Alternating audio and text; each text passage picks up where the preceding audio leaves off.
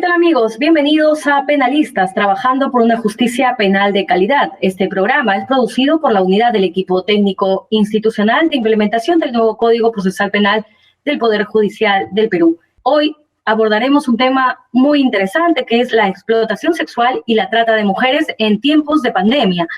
Este tema lo abordaremos con el doctor Víctor Burgos Mariños, juez superior titular de la Corte Superior de Justicia de la Libertad, a quien le damos la cordial bienvenida. Muchas gracias, Alejandra.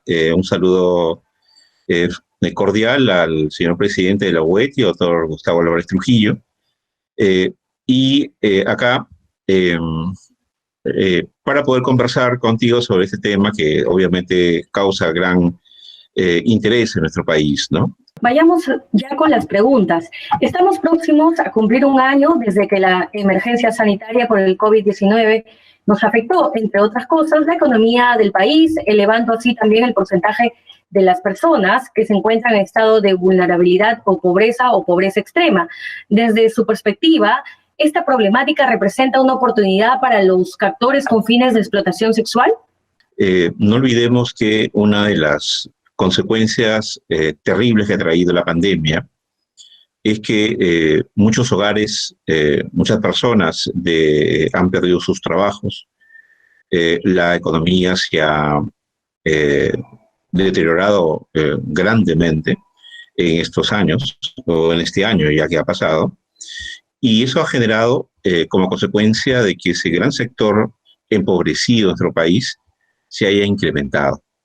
Y si a eso le sumamos que la trata justamente se aprovecha de las poblaciones en situación de vulnerabilidad, sin duda alguna, se ha ensanchado el campo de cultivo, ¿no?, de estas conductas vinculadas a la trata y a la explotación sexual. Sin duda tenemos más víctimas potenciales. Mientras más pobreza exista, sin duda que así va a ser, lamentablemente.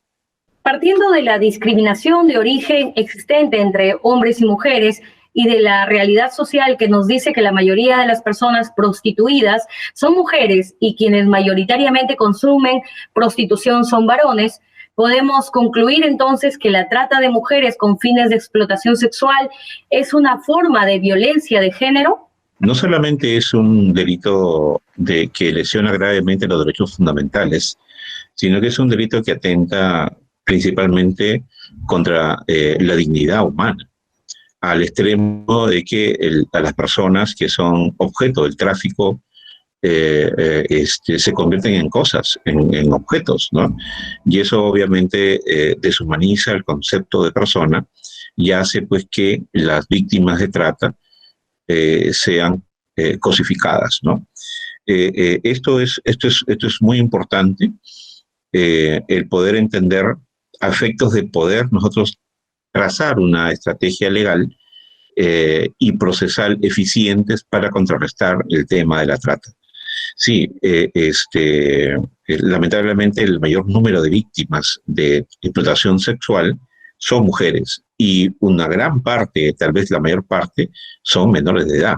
Y eso justamente hace que se incremente doblemente nuestra situación de vulnerabilidad, no solamente por la condición de género, sino también porque están sumidas en otros supuestos de vulnerabilidad, como la pobreza, ¿no?, la migración, etcétera, ¿no? Otra forma de discriminación que hace mucho más violenta, ¿no?, el ataque contra las mujeres, sin duda alguna. Si podemos afirmar que incluso estando en épocas de pandemia se vienen manifestando los verbos rectores que asisten a la conducta delictiva del delito de trata de personas, o estamos ante conductas delictivas que se encuentran operando de manera alternativa. A partir del decreto legislativo 1323 del 6 de enero del año 2017, en nuestro país se legisla y se separa el delito de trata con las conductas previstas en los artículos 153 y 153A, las formas agravadas, como las conductas que tradicionalmente hemos conocido como captación, transporte, traslado, acogida, recepción, retención, que pueden ser realizadas por cualquier persona. De las conductas que aparecen con esta nueva ley penal, que son las conductas denominadas conductas de explotación humana, y concretamente el artículo 153B de explotación sexual, y el 153C de explotación laboral. De tal manera que actualmente nosotros tenemos dos tipos de delitos que se vinculan estrechamente entre ambos. La conducta de explotación sexual o laboral y la conducta de trata. Estas dos conductas son las que actualmente están contenidas en el Código Penal y es, en consecuencia, objeto de investigación, de acusación, de juzgamiento y sanción en los tribunales de justicia. De tal manera que, si queremos hablar ahora con propiedad de los delitos de trata, vamos a hacer referencia solo a aquellas conductas previstas en el 153 y 153A. Pero si encontramos un lugar, un bar, un nightclub, en donde se encuentra siendo explotadas sexualmente mujeres mayores o menores de edad, entonces en ese lugar vamos a ingresar, la policía ingresará, ¿no? Y hará la intervención y recogerá las evidencias para imputar un delito de explotación sexual, ya no de trata.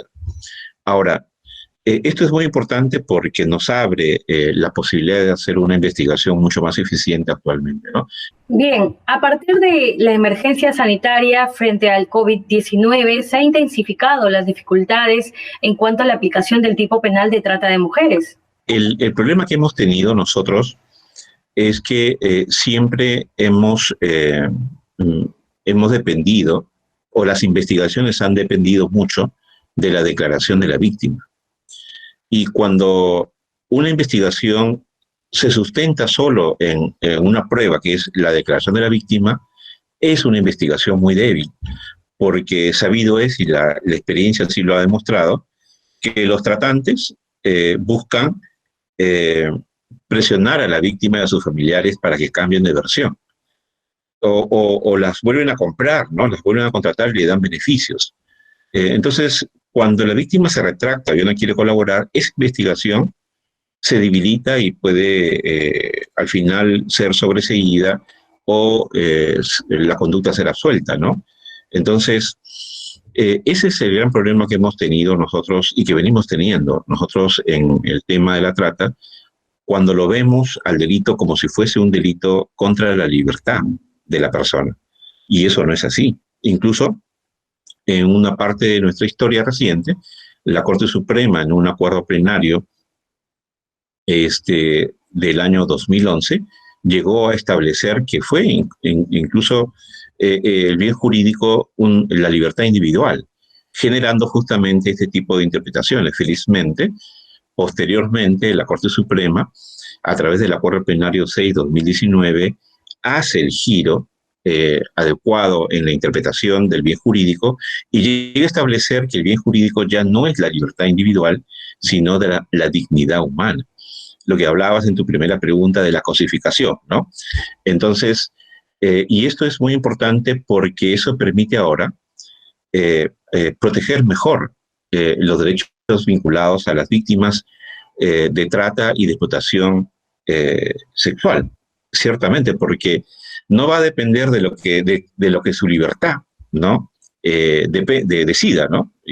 Sino va a depender justamente de que debido a su situación de vulnerabilidad, los tratantes, los explotadores sexuales se aprovechan de ello para poder justamente cosificar a la víctima. Eso es un atentado contra su dignidad humana. Y esto justamente permite generar ya una forma de conducta de delito de peligro, que es distinto a lo que había en el pasado, entendido como delito de lesión. Esto es sumamente importante para la interpretación y para la operatividad de las investigaciones de parte de la Fiscalía, sin duda alguna. Si tendríamos que evaluar la calidad de los servicios que brinda el sistema de justicia penal, es decir, la Policía Nacional del Perú, el Ministerio Público y el Poder Judicial, es decir, los operadores de justicia, en la investigación y la sanción del delito de explotación sexual y trata de mujeres, a partir de la emergencia sanitaria, ¿esta intervención e identificación ha decrecido, ha crecido? ¿Cuál es la situación en la que nos encontramos?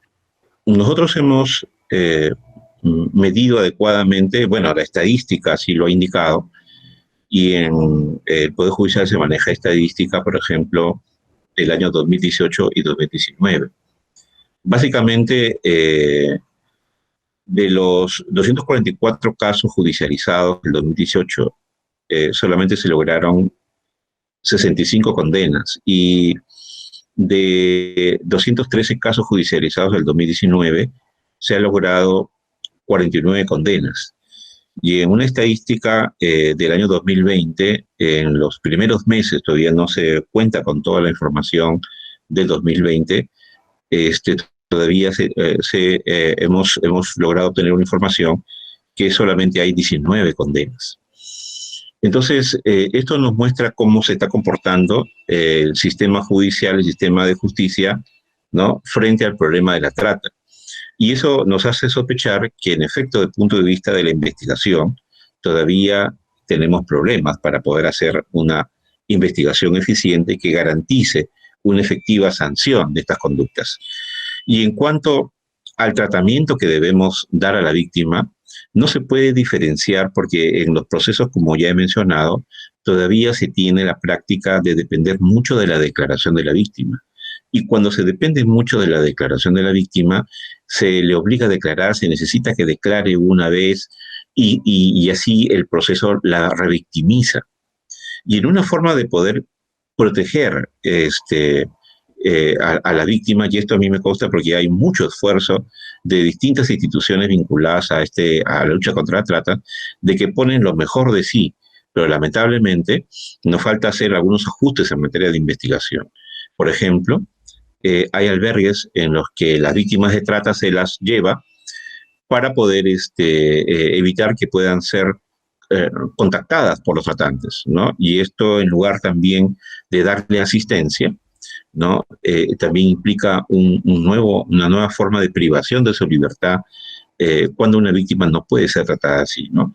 El concepto de reparación integral a la víctima es un concepto que no es una reparación ex post, una vez concluido el proceso, como la reparación civil de la sentencia, sino que la exigencia de la reparación integral de las víctimas en temas de violencia de género y de trata, como en este caso, es que a la víctima desde los primeros momentos de la investigación. Y una de las condiciones es de que a este tipo de víctimas no se le puede tratar como las demás víctimas en el proceso penal.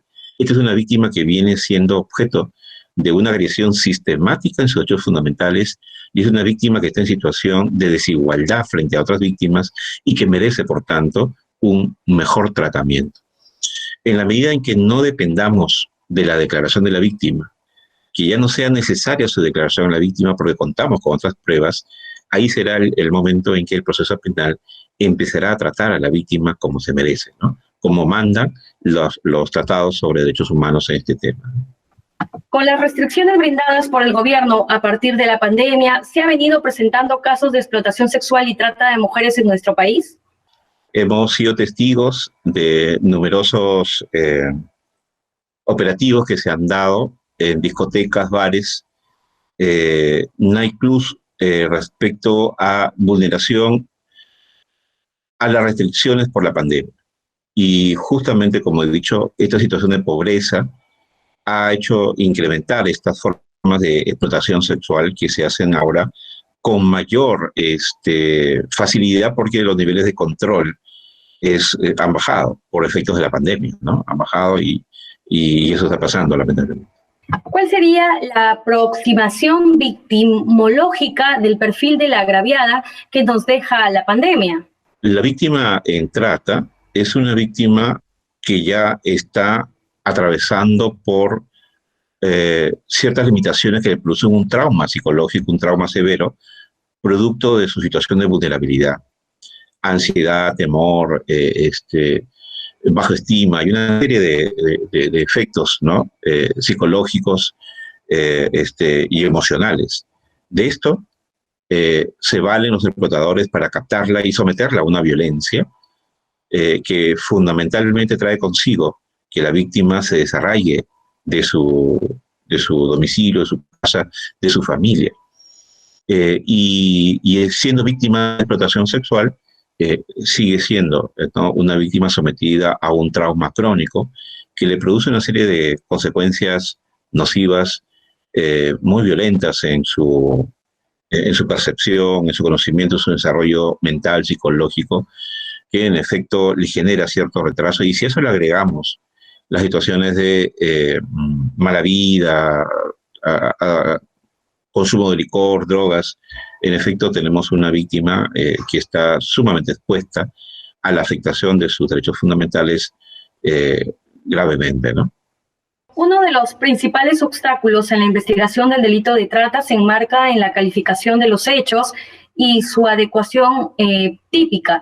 Se ha superado ya el problema en cuanto a la definición del tipo penal, que no permite fundamentar de manera adecuada la presencia de elementos importantes para iniciar la investigación preparatoria, pues el fiscal comprende el tipo penal de trata de personas de manera restrictiva, lo que limita el análisis del caso, dejando de lado aspectos muy importantes.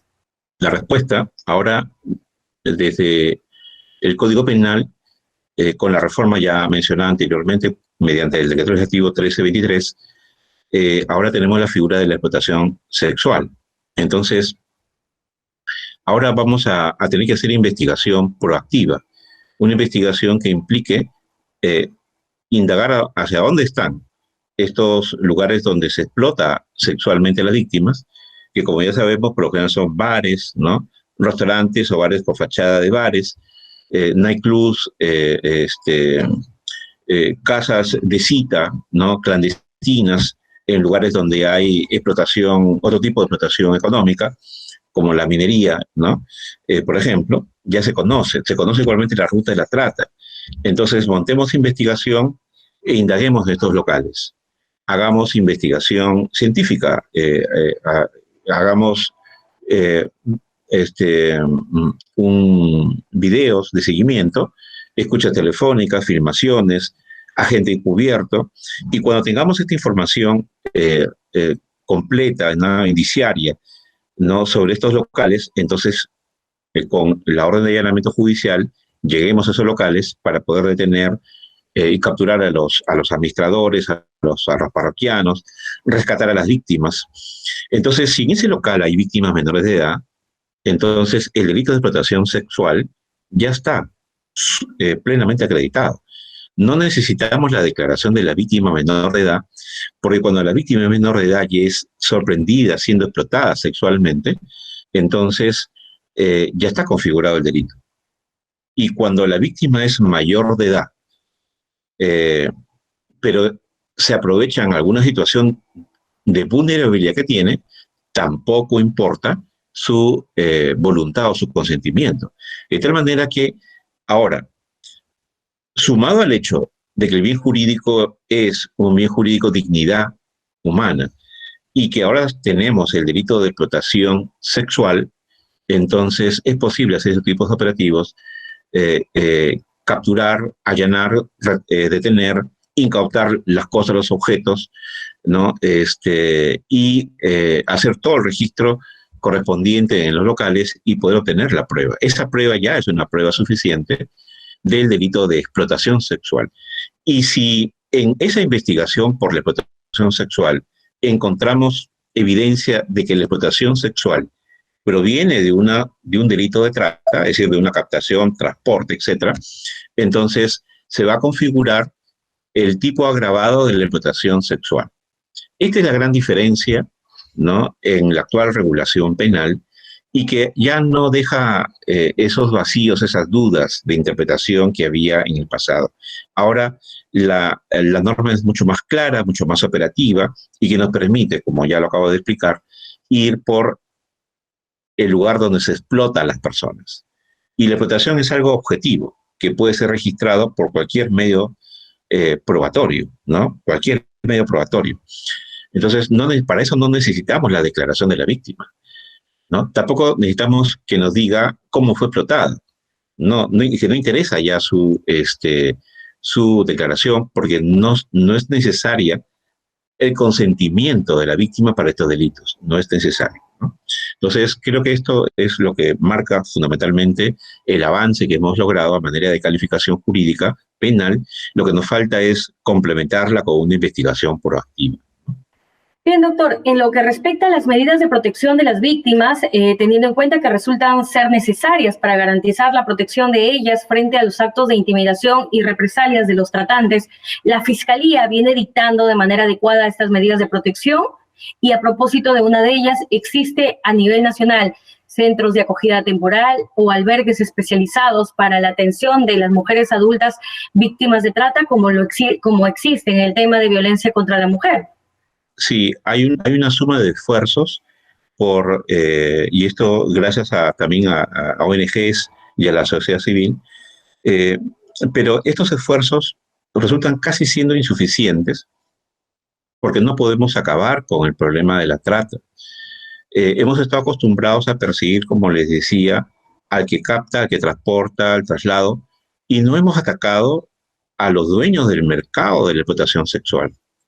Ahora, gracias a la modificación que ha hecho el Código Penal de los delitos de explotación sexual, nos toca apuntar ahora hacia estos mercados de la trata, que son los mercados donde se realiza la explotación sexual. Entonces, acá hay financistas, acá hay dueños de patrimonios, de mercados delictivos que tienen organizaciones delictivas.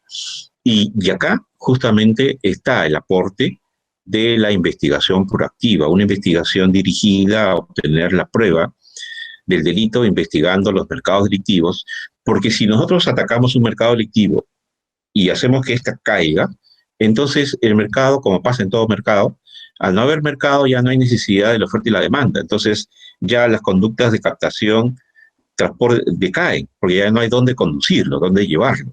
Por eso es muy importante que a través de esta nueva forma de enfocar los delitos de trata y explotación sexual, concentremos los esfuerzos al mercado de la trata, a través de la investigación proactiva, de tal manera que cuando entremos a la intervención, tengamos ya todas las pruebas del delito de explotación sexual y ya a la víctima solamente le demos, ¿no?, las medidas de protección necesarias para poder reinsertarla a la sociedad.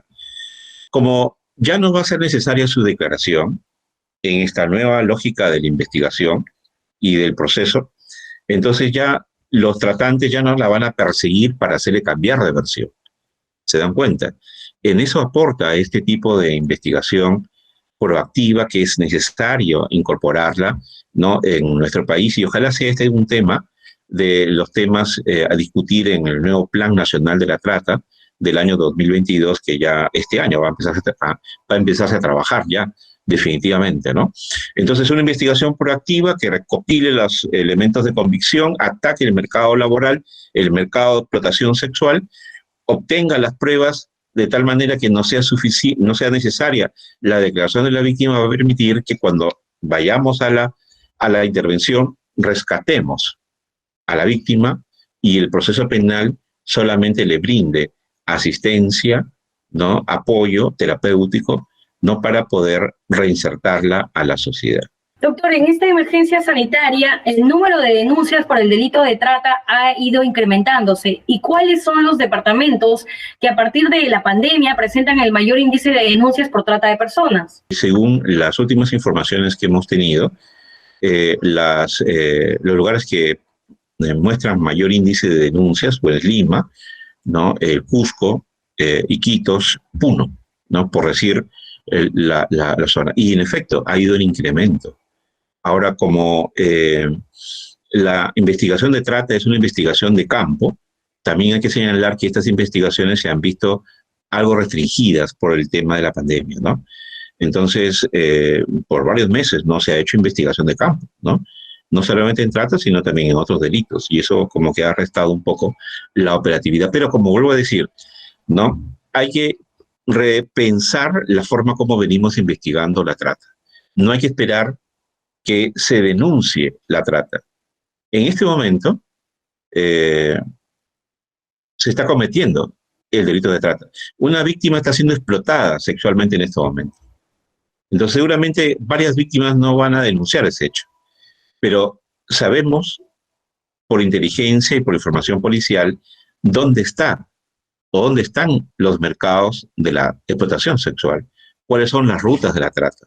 Montemos operativos, hagamos inteligencia, vayamos a investigar los mercados de la explotación sexual, hagamos investigación ahí y vamos a tener mejores resultados y así nos vamos a adelantar, ¿no? Y vamos a caerles, ¿no? Con todo el peso de la ley a estos explotadores sexuales que vienen cometiendo delitos muy graves en nuestro país. De otro lado, ¿cuáles serían las recomendaciones en la Comisión del Delito de Trata y Explotación Sexual que nos ha dejado esta pandemia?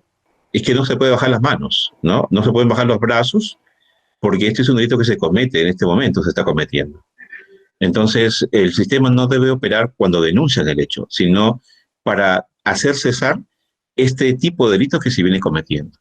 Y para eso necesitamos incorporar al proceso las acciones de inteligencia, la información de inteligencia, que eso nunca para, ¿no? Los procesos, los plazos, la incorporación de la prueba, los escritos que tienen, pues, que deben presentarse dentro del horario, eso sí va a demorar, pero la actividad investigativa, ¿no? La actuación de inteligencia, eso no debe parar, debe continuar y proveernos de la información necesaria, proveerle al fiscal especializado de la información necesaria para que pueda pautar sus investigaciones, solicitar el apoyo judicial para las autorizaciones judiciales, hacer labor de inteligencia, captar información, hacer seguimientos, videovigilancia, escuchas telefónicas, y cuando tenga ya casi toda la información, pedir los allanamientos para ingresar a estos locales, capturar y detener a los autores, a los parroquianos, rescatar a las víctimas, recuperar toda la información documental que puede existir ahí,